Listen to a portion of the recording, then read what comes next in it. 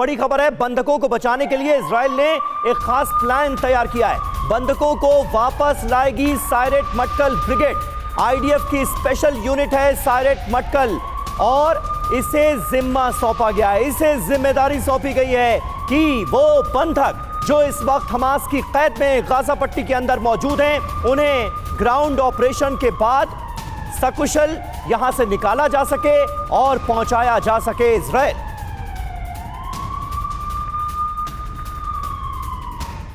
आपको हम गाजा से बंधकों को कैसे इजराइल एक खास प्लान के तहत छुड़ाने की कोशिश कर रहा है और उसमें सायरेट मटकल की भूमिका क्या हो सकती है, आखिर कौन है सायरेट मटकल, इस बारे में भी जान लीजिए, क्योंकि ये एक ऐसी एलीट फोर्स है जिसका अब इस ऑपरेशन के लिए खास तौर पर इस्तेमाल किया जाएगा। और ये करती क्या है? इजरायली डिफेंस फोर्स की ये स्पेशल यूनिट है जो कि सुरक्षा के लिहाज से बहुत महत्वपूर्ण भूमिका हर ऑपरेशन में निभाती है। सुरक्षा के लिए स्ट्रैटेजिकल इंटेलिजेंस को जुटाने का काम समीर ये करती है, क्योंकि आतंकवाद विरोधी ऑपरेशंस को अंजाम देने में इससे पहले भी इनकी बड़ी भूमिका सामने आ चुकी है। बिल्कुल, और यही वजह है सुरभि कि बंधकों को छुड़ाने का जो जिम्मा है, जो जिम्मेदारी है, वो इस ब्रिगेड को दी गई है। मिस्र, लेबनान, जॉर्डन और युगांडा में इसने ऑपरेशन किए हैं। खास भूमिका कैसे, ये समझिए। Mossad, Shin Bet, Yemen special forces का कनेक्शन रहा है। लंबे समय तक गाजा से इंटेलिजेंस इनपुट जुटाया गया। गाजा के चप्पे चप्पे की सटीक जानकारी है इसे।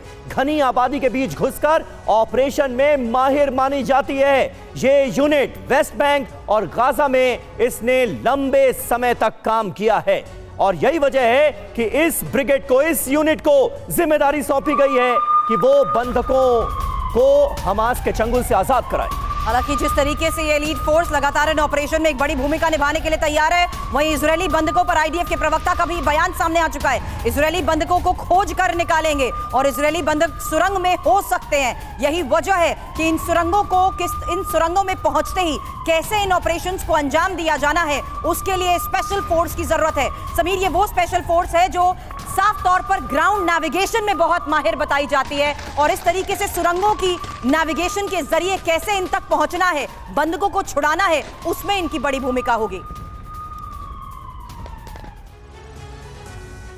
तो देखिए, ये बहुत अहम सवाल है। बंधक कैसे लौटेंगे इजराइल? इजराइल की पहली प्रायोरिटी है क्या? ये तमाम चेहरे इस वक्त इनकी जान मुसीबत में है और जिंदगी बचाने की जद्दोजहद चल रही है। बंधक लौटेंगे कैसे? इजराइल की पहली प्राथमिकता इन्हीं बंधकों को छुड़ाना है।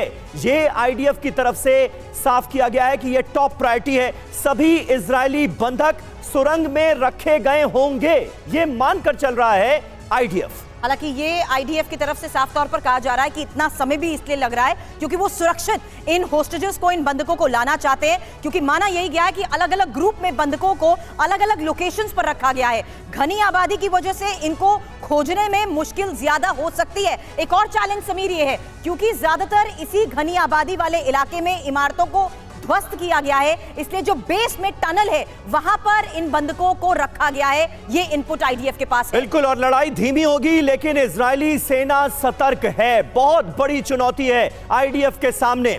कितनी भी दिक्कत हो, बंधकों को हम ढूंढ निकालेंगे, ये भरोसा जताया गया है। हमास ने करीब 200 इजरायलियों को बनाया था बंधक और गाजा पट्टी की किस इमारत में, किस टनल में, किस बंकर में ये मौजूद हैं, ये पता लगाना बहुत बड़ी चुनौती है समीर, क्योंकि फिलिस्तीनी नागरिकों को ढाल बना सकता है ऐसे में हमास, इसीलिए हमास की हर गतिविधि पर यहां नजर बनाई गई है और गाजा पर इजरायल के विध्वंसक प्रहार को लेकर लगातार खबरें मिल रही